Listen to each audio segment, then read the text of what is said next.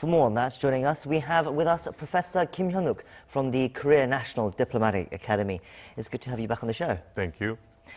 So, if I understand John Bolton's comments correctly, Trump says he wants to have a second summit with Kim Jong-un because Kim has not lived up to his side of the commitments made previously, presumably meaning steps towards denuclearization. I mean, so I'm guessing he thinks he can resolve this current impasse by meeting with Kim. But isn't this a bit back to front? I mean, isn't it normal to have the summit after Kim Jong-un and make some sort of concessions to the U.S.?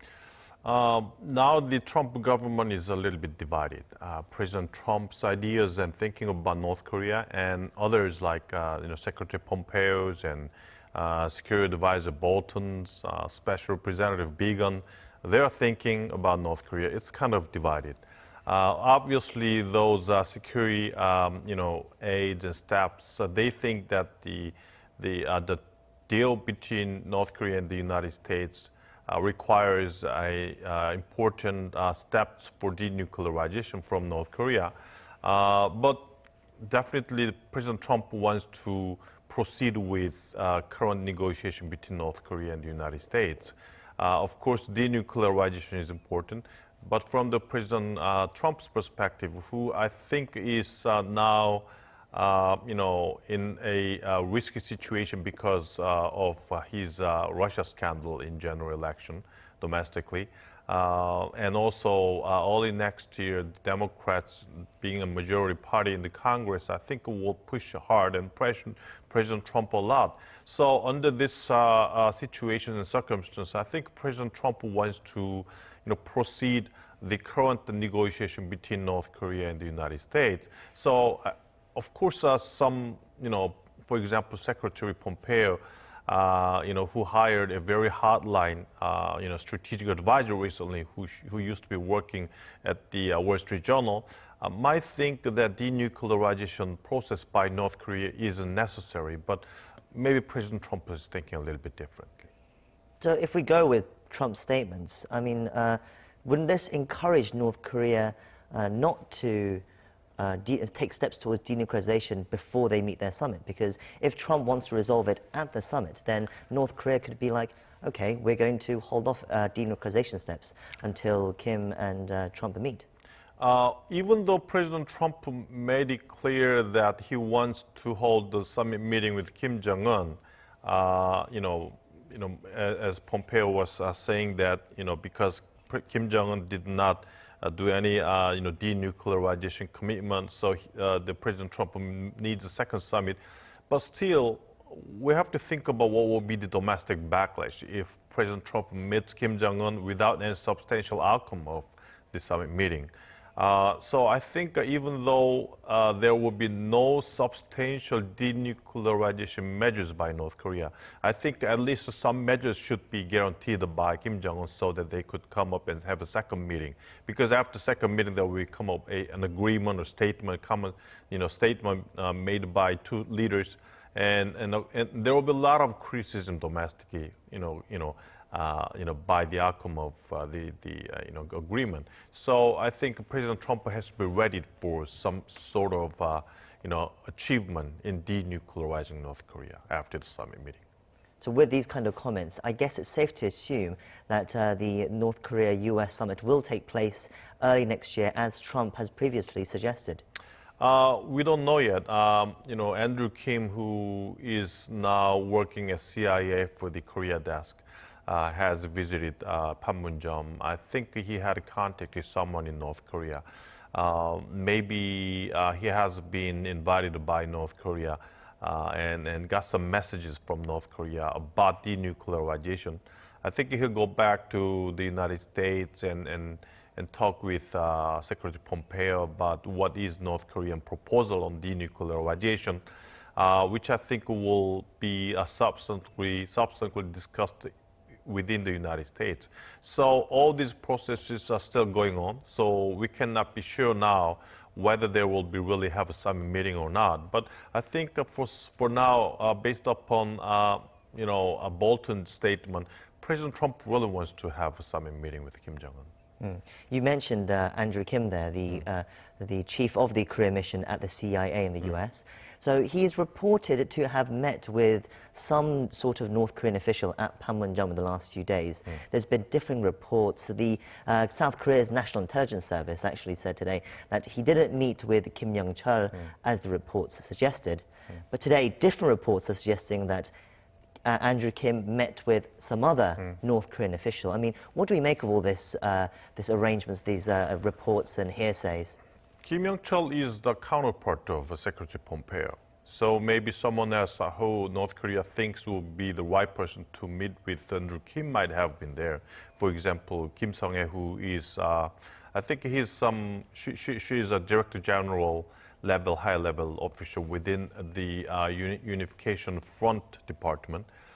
So maybe Kim Sung-hye might have been someone who have met Andrew Kim when he visited Panmunjom, or someone else.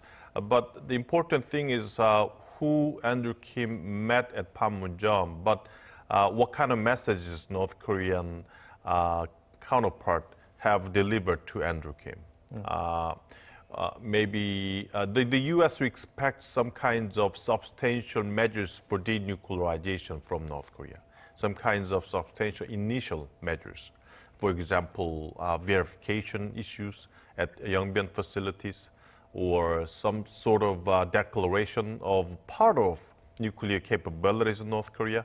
So whatever the U.S.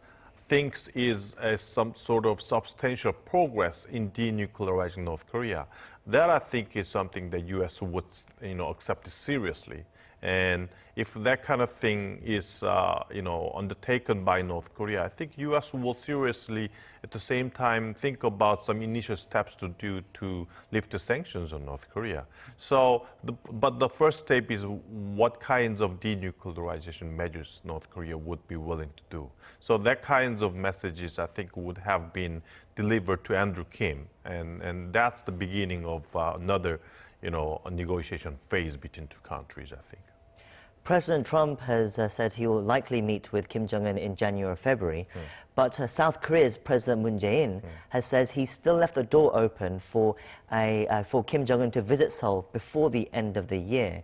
Now, we've not really heard much about this potential visit from Kim Jong-un coming to Seoul yet, but what do you think these new developments with the U.S. Could affect his potential visit to Seoul? I think Kim Jong-un, if he visits Seoul, there's nothing he can get from. I mean, there has not been any denuclearization deal or agreement with the United States. Sanction has not been lifted. So if he comes to South Korea now, what can he do? Maybe he just talks with President Moon Jae-in, have sightseeing.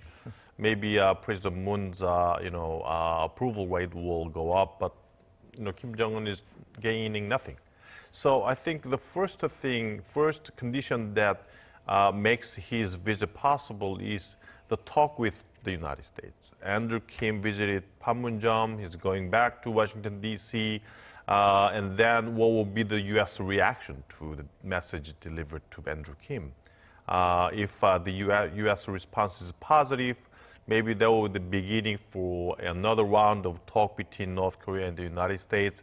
If they come up with some kinds of agreement, I think the Pompeo and his counterpart might have a meeting. I don't know if they have enough time, but that kind of deal between the United States and North Korea is something that Kim Jong-un needs before his visit to Seoul. We'll have to see what happens, but let's look at some other issues with North Korea right now. So there have been different noises coming out from different parties on the issue of the joint South Korea-U.S. military drills for next year. Previously, the U.S. Defense Secretary Jim Mattis has said next year's Fall Eagle exercises will be scaled down, but not scrapped altogether. While South Korea said nothing's been decided yet, the Pentagon also came out today and said nothing's really been finalized yet and they'll see what happens. I mean, why do you think there's all this different talks coming from different people? I mean, what do you think they're trying to consider while making this final decision on next year's military exercises? the talk between North Korea and the United States for now is, stalemated, I would say. I mean, there has not been a talk after the Pompeo's fourth visit to Pyongyang. So after that, there has not been any substantial, important talk between two countries. So it's not clear what will be this, the scale of the joint military exercises next year. Two factors are important. First, what will be the denuclearization talk at the time? Would the talk begin? If it begins, what kinds of process would they make at the time when the joint military exercise is scheduled? That's first factor. And second factor is that the U.S. and South Korea needs to have a joint military exercises, even though it will be scaled down, because they need the exercises to test the South Korean military's capabilities, unitary capabilities to wage a war, in case the wartime outcome is transferred from the United States back to South Korea. So in order for that, the U.S. and South Korea wants to continue the joint military exercises. So those two factors are important to decide the scaling down or total cancellation of joint military exercises next year, but we'll see how it goes. I mean, the reason I bring this up is because South Korea announced this week that it was carrying out an Air Force combat drill. They said it was necessary for the nation's defense readiness in light of the joint drills with the U.S. that were suspended. So North Korea, though, hasn't taken this particularly well. They've come out with a commentary in its state media saying, warning that the decision was a dangerous move. So how serious are North Korea taking this? How serious is North Korea's warning here? After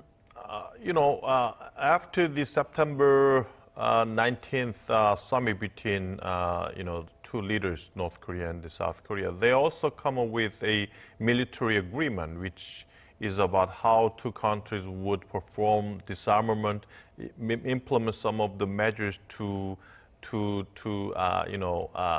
lower the tensions in the Korean Peninsula, so on and so forth. So I think the general mood at the third summit meeting and the military agreement between South and North Korea would imply that there will be no military exercises in the future by South Korea or North Korea. South Korean military is supposed to have its own military exercises because there have been some moves to cancel the joint military exercises. But I understand that we still want to continue our own military exercises because maybe that will be the readiness for the military capabilities in case wartime outcome is transferred back to South Korean military. But still, I think from the North Korean perspective, this also would be, perceived as some kinds of violation of military agreement that has been made at the third summit meeting between Moon Jae-in and Kim Jong-un. But isn't it unreasonable for North Korea to ask South Korea to stop all military exercises? I mean, are North Korea going to stop their military exercises? I mean, technically, we're still both at war. We still have to be ready for the worst outcomes, don't we? Yes, yes and no, I would say. Because the third summit meeting and the military agreement has a pre-assumptions that talk is going on okay. The denuclearization process and peace process amongst the U.S. and South Korea and North Korea should continue as it was supposed to be. And based upon their assumptions, we are undertaking all the agreements that have been made between two leaders of South Korea and North Korea. But after Pompeo's fourth visit to Pyongyang, there is no talk, there is no move of North Korea to denuclearize itself. The North Korea-United States dialogue is now halted. In North Korea and South Korea, there has not been much talk except for some joint investigation for the railroad on the east and west coast areas.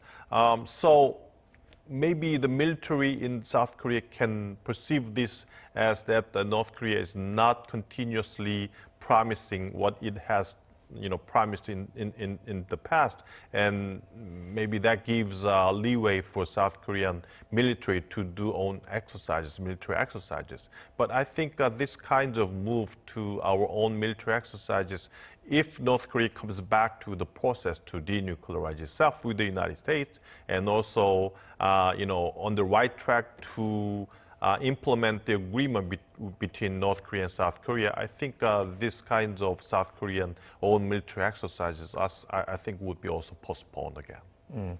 Well, that's where we'll have to wrap things up. It's always great to get your take on things. Thank you for coming in today. Thank you very much.